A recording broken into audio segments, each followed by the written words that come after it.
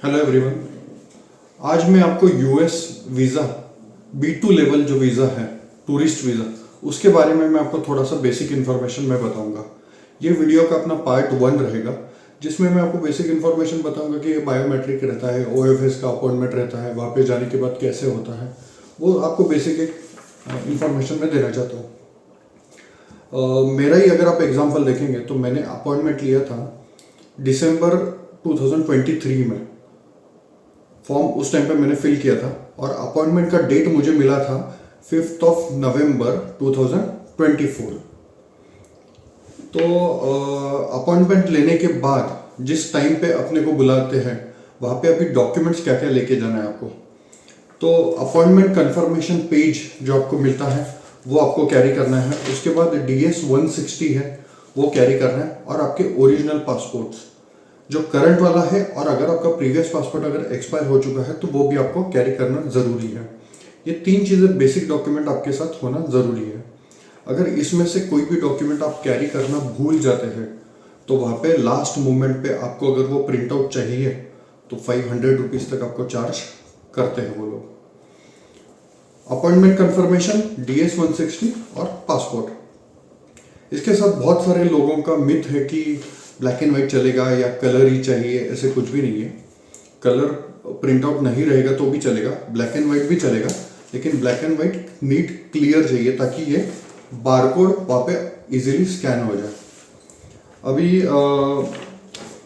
मैंने जब ये फॉर्म फिल किया था तब मैं, मेरी वाइफ और मेरा छोटा सा किड है। तो आप सोचेंगे कि ये किड को लेके जाना ज़रूरी है। Below 14 years of age kid को लेके जाने की ज़रूरत नहीं है, क्योंकि वो माइनर में है। तो माइनर को अगर आप लेके नहीं जा रहे हैं तो उसके साथ आपको एक वीज़ा पासपोर्ट लगेगा। पासपोर्ट साइज वो फोटो रहेगा 2 inch by 2 inch, white background चाहिए और बड़ा साइज का फोटो आता है, वो आपको कैरी करना है। उसके साथ जो माइनर है, किड है, उसके सारे डॉक्यूमेंट्स तो यही आपके रहेंगे। पासपोर्ट भी आपके साथ रहेगा। पासपोर्ट आपको ध्यान रखना है कि अगले 6 महीने तक आपका पासपोर्ट एक्सपायर नहीं होने वाला है। वो आपको ये चीज़, बेसिक चीज़ आपको ध्यान रखना है, क्योंकि हर जगह पे पासपोर्ट चेक होता है कि आपका वैलिड 6 मंथ्स कम से कम है या नहीं है। माइनर का फोटो कैरी कीजिए 2 बाई 2 इंच का। डॉक्यूमेंट्स और स्पाउस और हस्बैंड और वाइफ, ये दोनों साथ में जाएंगे तो भी चलेगा, माइनर को लेके जाने की जरूरत नहीं है। बाकी अगर आप देखेंगे तो वहाँ पे जो टाइम आपको अलॉटेड दिया हुआ है, 1 घंटा पहले पहुंचने की कोशिश कीजिए, क्योंकि क्या है, वहाँ पे लाइन शुरू हो जाती है तो आपको लाइन में लगना ज़रूरी है। वहाँ पे कोई शेड नहीं है, कुछ नहीं है, आपको वहाँ बाहर खड़े रहना पड़ता है।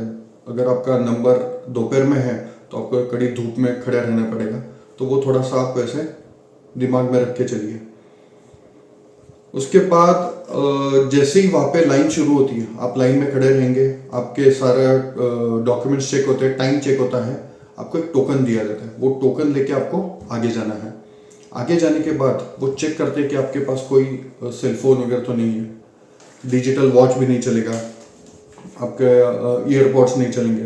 तो ये सारी चीज़ें आप बाहर रख के जा सकते हैं। नहीं तो आपको अंदर लॉकर फैसिलिटी दिया जाएगा, लेकिन वो लॉकर फैसिलिटी का कॉस्ट है 400 रुपीज़। जब भी आपके साथ कोई रहता है, आप लॉकर में जैसे ही आप कुछ चीज़ रखने जाते हैं तो वहाँ पे वो इंस्ट्रक्ट करते हैं कि स्पाउस, हस्बैंड वाइफ दोनों भी आप जाइए। तो जैसे ही आपका क्यू आगे बढ़ेगा, आपका नंबर पीछे चला जाएगा। तो आप वो बेसिक ध्यान में रखिए कि ये चीज़ें आपको कैरी नहीं करना है। अगर आप कार लेके आ रहे हो तो ये सारी चीज़ें आप कार में रख सकते हैं। कार वहाँ पे पे इन पार्क आप कर सकते हैं बाहर। आगे जाने के बाद जैसे ही आपका नंबर आएगा, सारी चीज़ें आपकी चेक होने के बाद आपको आगे जब बढ़ेंगे, आपका वहाँ पे फिंगरप्रिंट बायोमेट्रिक हो जाएगा, आपका फ़ोटो लिया जाएगा और डॉक्यूमेंट्स, पासपोर्ट वेरीफाई हो जाएंगे। ये पूरा वेरीफाई होने के बाद आपको बाहर छोड़ देंगे।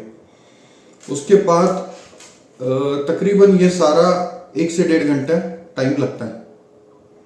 उसके बाद जब आपका नेक्स्ट लेवल आएगा, सेकेंड डे आता है आपका यूएस वीज़ा का इंटरव्यू का।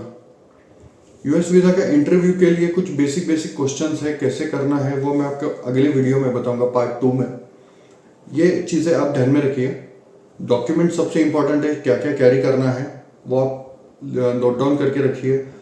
पूरा एक अलग उसका एक फोल्डर बनाएंगे। 3 लोग अगर जा रहे हैं तो तीनों लोगों का अलग अलग फोल्डर बनेंगे, क्योंकि हो सकता है तीनों अलग अलग क्यू में चले जाए वहाँ पे फोटो के और वहाँ पे। तो क्या सारी चीज़ें आप ध्यान में रखिए। इंटरव्यू के बारे में जो भी आपके दिमाग में कुछ क्वेश्चंस रहेंगे वो अपन पार्ट 2 वीडियो में देखेंगे। तब तक के लिए थैंक यू।